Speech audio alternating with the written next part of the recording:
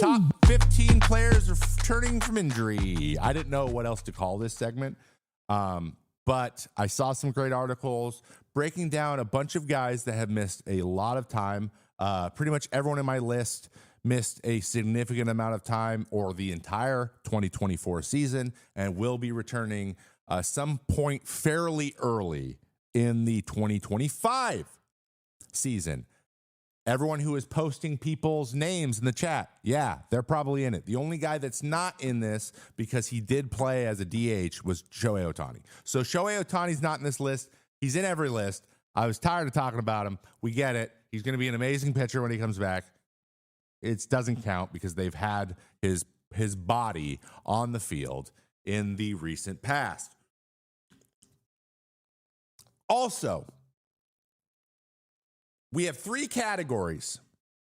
Okay, the three categories are these guys who've been hurt for more than just 1 year. This wasn't a one-off thing. They're hurt a lot, and it's kind of a, they're take a crap or get off the pot situation, in the words of my father, Ron. Okay, it's a you guys got to put up. You got to find a way to show that you're valuable, or like this, you're probably not gonna get very many other options, and we might be on the back end of your career, type of things. Like a little bit of sense of urgency for a few of the guys. Okay. Then we have a couple of honorable mentions that just missed the top 15. It was the top 10. There was a lot though. So I was like, you know what? Let's go to top 15. And then we have our top 15. The criteria that I used to make a lot of these decisions were mostly heavily weighted towards value that you add to your, how bad does your team need you, like in an MVP way. So this isn't who are the best players in order? Like that's easy to do. I wanted to factor more in how much better is your team going to be when you get there? Like how big of a difference between, this could be like sub 500 to a winning team type of situation, sub 500 to making the playoffs type of situation. That is how I determined a lot of these things. So that's what you need to keep in mind as we run through our list. So the first things first, these players, they must perform. We have the must perform.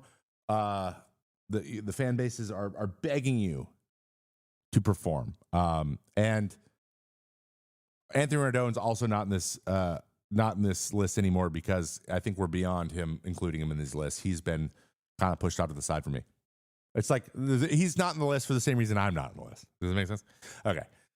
Because I'm not a player. All right. These players must perform. We have. Yeah. Dusty May. Dustin May is hurt a lot. He is hurt a whole lot. He has not thrown near as many innings as you can imagine. He was coming back off of his, I believe, Tommy John surgery, then had a torn esophagus. I have no idea how. I still don't know. I'm sure if I Googled it, I could find out, but I don't know how that happened. But Dustin May, we've heard a lot about him. It's been about 4 years at this point. It's time for him to come back and throw meaningful innings for the Dodgers. It'll be interesting to see if he gets any starts or if he's a piggyback situation, but they have the opportunity. Someone in chat, Cool Dude, said, oh my God, I forgot about him. Geez. Exactly. Next. Chris Bryant. Colorado Rockies, Chris Bryant. Now, I know a lot of people go to Colorado to die. Cal Kendrick disappeared when he went there. Wade Davis's career went when he went there. Brian Shaw, McGee, like a lot of Jake McGee. Like it's a tough place to play, and I totally understand it. But Chris Bryant, it's been a couple years now. We got to see some. First of all, got to stay on the field, and second of all, you got to put up a little bit. I'm not asking for a 30-100 season here. I'm asking for 20, 22 homers, playing 130 games, and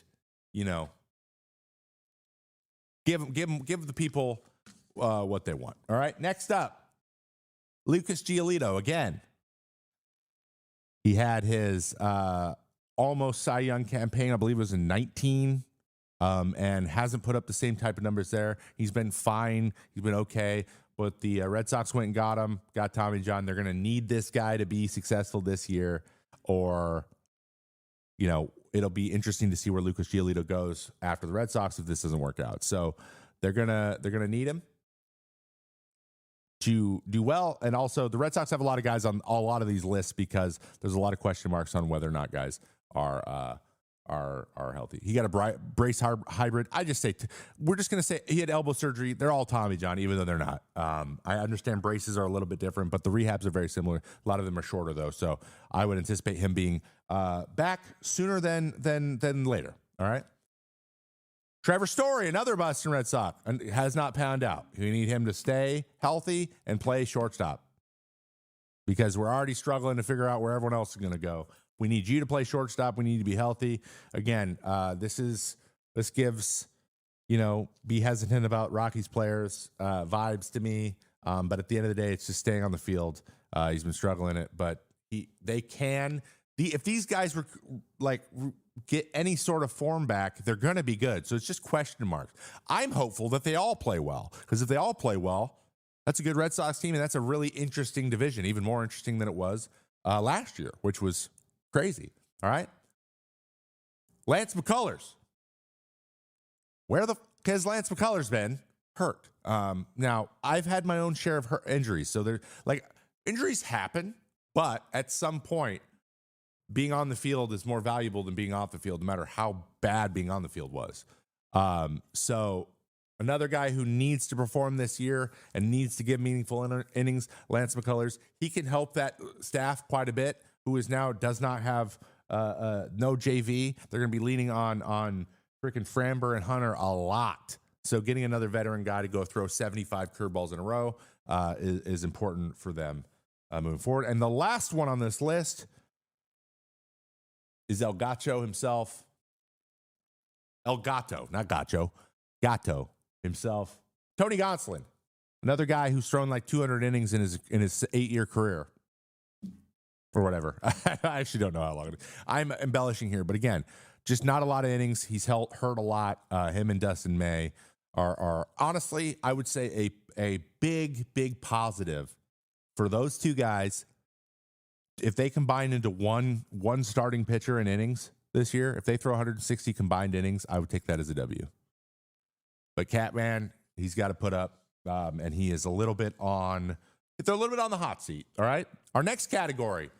Here's the honorable mentions before we get in our top 15 players returning from injury. It's a couple of relievers that have either missed some time or underperformed a little bit and missed some time, gone through a lot of stuff, but they have a track record of being gamers. So these two dudes are just intense as hell too. So I just think that they're likely to come back strong as opposed to going the Ken Giles route, right?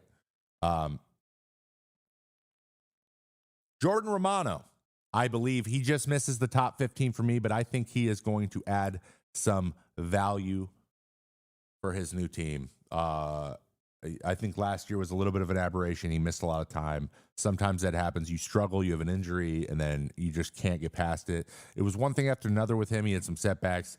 But if he is, 96, 97 with that slider, he's got the chops to end the game if you need him to. And I think that he is going to be a solid pickup.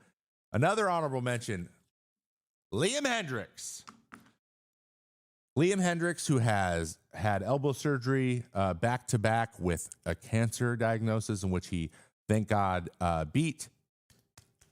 Little round of applause. We haven't done this on the show at all, but congratulations to Liam, a person I know personally. I played with him with the Twins for a bit, played in AAA with him. He's a very, very good person, and he's a very, very hard worker, and it doesn't surprise me one bit that he beat cancer as quickly as he did. But what happens is your tendons and stuff get weaker, and then you get surgery, like you hurt yourself. And he's just a guy who can't really take his foot off the gas. It's just really hard for him to do. But I am confident that towards the end of last year, he was feeling much better. He's had a full off season to heal up. I would anticipate him being a valuable arm in the back end for the Boston Red Sox. Those are my honorable mentions for best injured players. But let's get into ye old list. All right.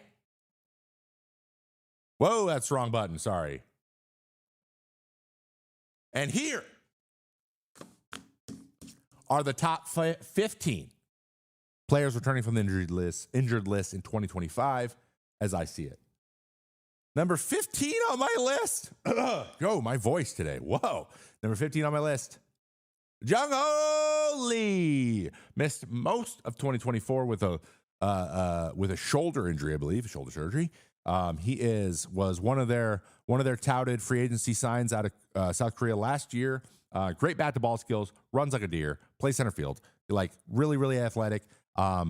They were missing the speed and they were missing the on base percentage last year. They really, really were. I mean, Lawant Wade is really good at getting on, not as fast as this man. So I think that he's kind of gone under the radar a little bit. I think he's going to be big for the Giants in 2025.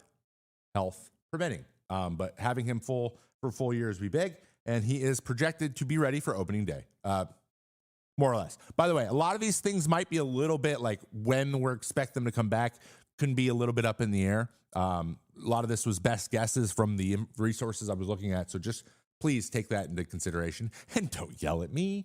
I didn't do it, or yell at me. Just make sure you do it in the comments. Okay, thank you. And also, if you're watching on YouTube, thumbs up this thing. Appreciate it. Number 14 on my list, Josh Young. I was calling him Josh Young. Josh Young. The old one batting glove. Mr. One Batting Glove himself needs to come back. And the Texas Rangers need him back in their lineup. He had a great rookie year. Last year was mired by injuries. There's another guy on this list from that same team, so you can guess who that is. But that combined with some injuries out of Corey Seager and not really putting up the way he did before, and Simeon having more of an average year, the Texas Rangers are due for being on the up and up, and he is going to be a big reason that they come back. Josh Young with his one batting glove, which is in my ins and outs, and I'm a big fan of it.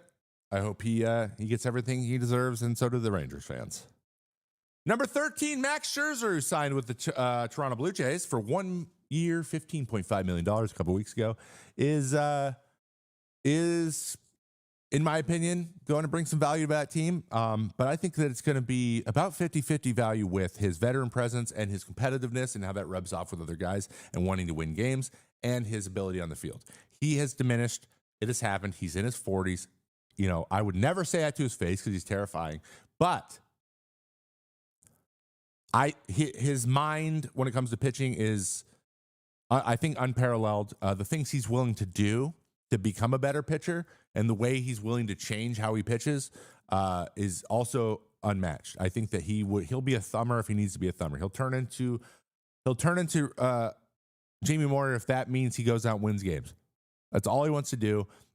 Just that mindset alone adds value to a team he is on.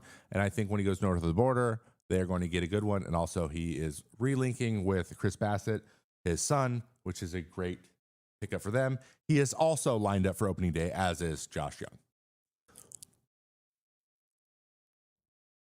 I'm going to answer this one real quick. What is your prediction on his ERA? My guess is a mid-3. So the thing is, it's about innings. He's going to throw a sub-4. It's just the way he is.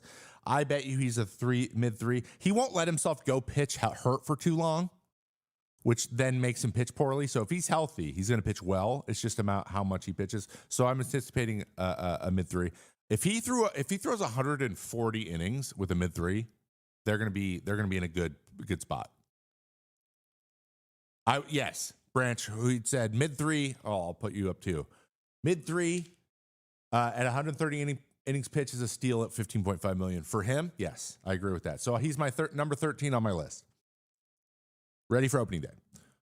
Number 12, Shane Justin Bieber, back with the Cleveland Guardians. This guy, no matter what, he could be throwing 89 and his slider is not hittable. He is disgusting, and it never stops. And it throws me. It's disgusting. He is dominated against teams I've been on way too much. I'm just not going to put that past him, even if he's throwing, the 90 to 93, which is usually his normal. And he is expected to be back in May. It's the Cleveland Guardians, guys. Like, it's just the Cleveland Guardians. Oh, you pitch for the Cleveland Guardians? Okay, so you're going to pitch good. It's that simple. But, he's got a Cy Young, so let's be excited about that guy.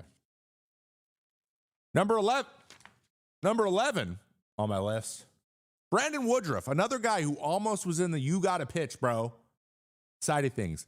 But I think that his value for his team is a little bit more than those other guys because they don't ever sign anybody, and he is very good when he is healthy. I believe I just saw like the best, I don't know, the minimum 500 innings of best ERA in the last 5 years is Brandon Woodruff.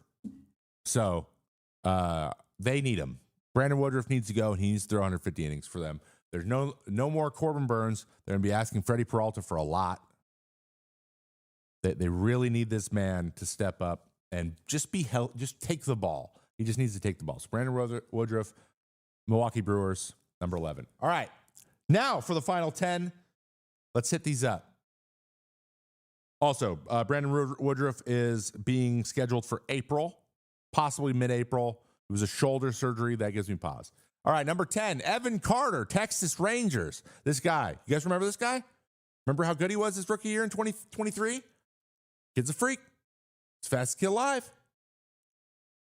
He had pretty good early success in the playoffs as well. He missed most of last year with an injury that I can't remember. And he's going to be good. He's going to be good. He hits taters. But it's all about young talent. You don't want your young talent to be hurt all the time. You can't lean on Seager and Simeon forever. You need other guys to step up. If this guy stays healthy, Adolis makes a little bit of a comeback with his pop, or at least consistently hitting for power. Evan Carter returning could be huge for the Texas Rangers. I think this team is due to come in kind of hot, and they're in there for my favorites to win, possibly win the division, because we know that the Astros have done very little and the Mariners did less somehow. Next, number 9, Matthew Vivian Brash. Matt Brash, Seattle Mariners. Please, for the love of Christ, we're just talking to Henry before the show about how Voth didn't get picked up and went to Japan, even though he threw really well. They need their 8th inning guy to set up Munoz. I think without Matt Brash, who is scheduled for late April to come back from his Tommy John surgery, best slider in the major leagues. If he comes back any sort of semblance of his old self, which he's young still, young people heal well, he is going to be huge for them. And I think that a guy like, who is not healthy right now, but Troy Taylor, if he's healthy as well, that's a pretty good 7, 8, 9, in my opinion. What's the grip on that? That is his slider grip, which is a play on a sweeper grip, but he throws that at 88. So that's actually how I threw my sweeper. Though he pulls his finger off to get more break, which is like, it's an augmented curveball grip. It's ridiculous. He's ridiculous. I've talked a lot about Matt Brash. He's one of my favorite relievers to watch pitch. So that's number 9. Number 8, huge value for this team. That's Felix Bautista with the Orioles. And, you're probably like, hey, Bautista probably needs to be higher on this list. At the end of the day, he's a closer and he's a reliever. Relievers can only be so high on this list. You're gonna be really surprised. There's not very many relievers at the top 5. There's no relievers in the top 5. So this is really high for a reliever. For a reliever to even be on this list is pretty crazy. But he is one of the best closers in the league. He is unhittable when he's healthy. But we will see how he bounces back, if the velo's there, if the splitter's there. There's a bunch of things he does that are notoriously hard on your elbow. And you just gotta be patient, right? Oh my God, this breaks every day.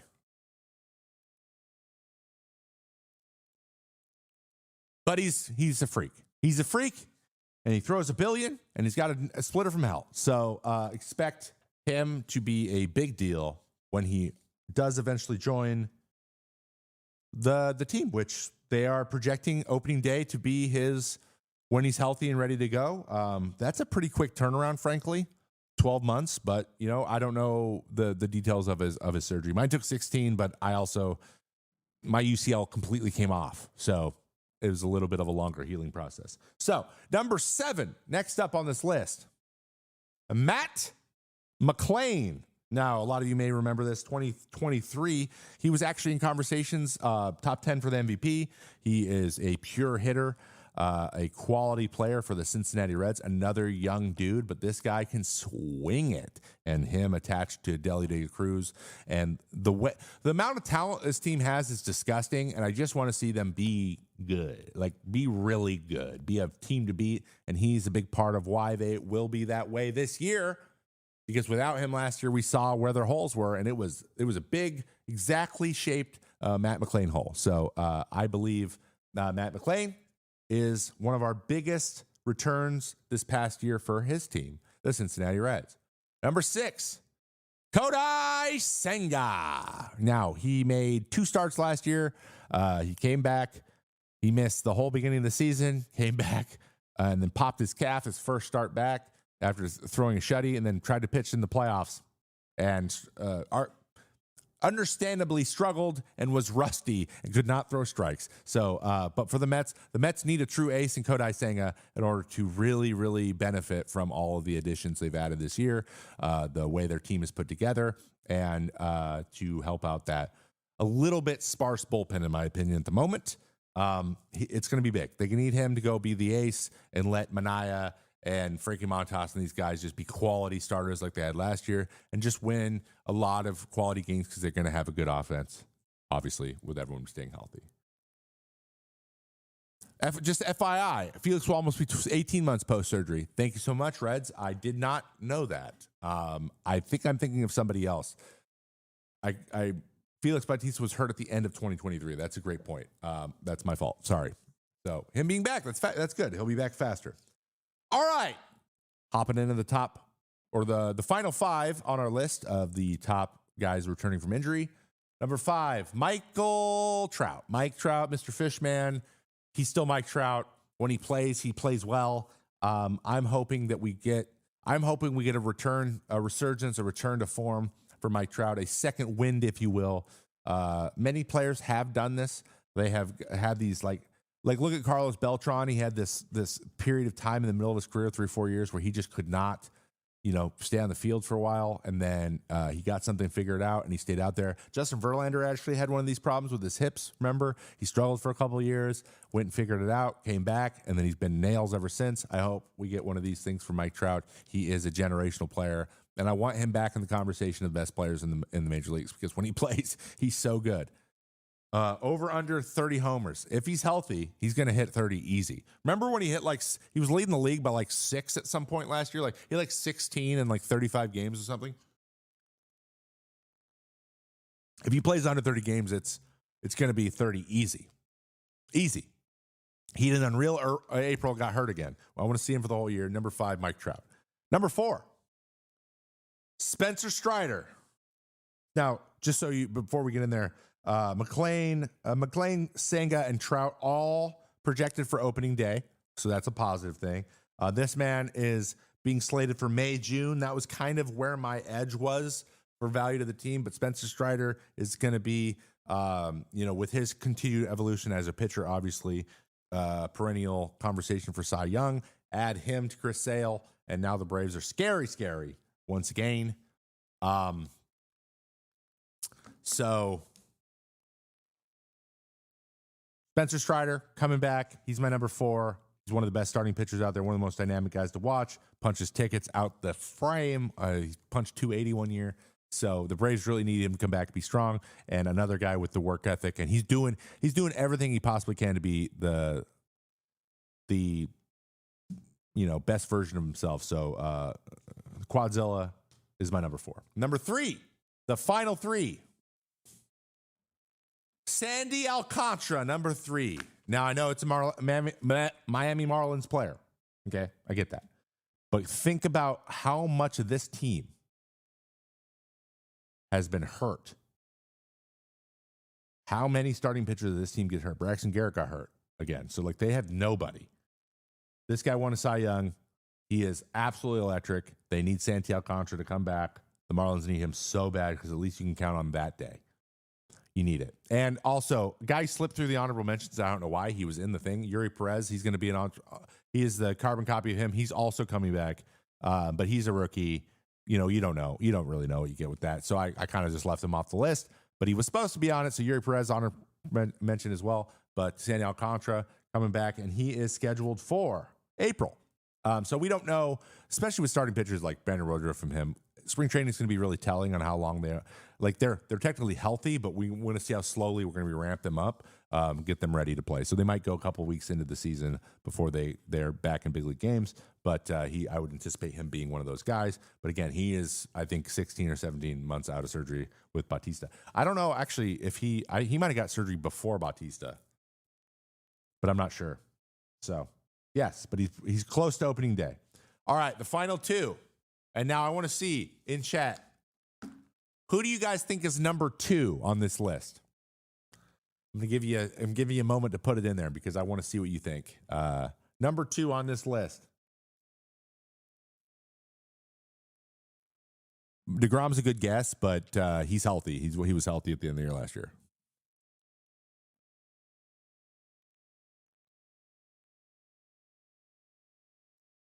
Who do you think is number 2?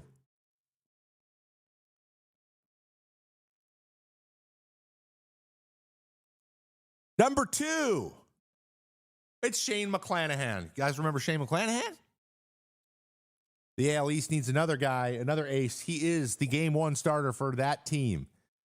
They don't have Glass now. They don't have Snell anymore. Shane McClanahan. Jeffrey Springs is gone. Drew Rasmussen's been hurt a lot. So, they're going to have him.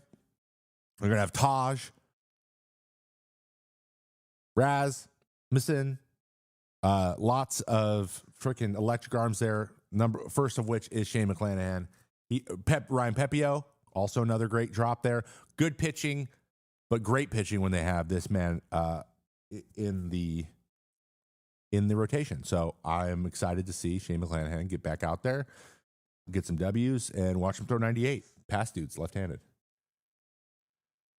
In beautiful Steinbrenner Stadium, which is actually better for pitchers than Tropicana was, in my opinion, though it is sweaty.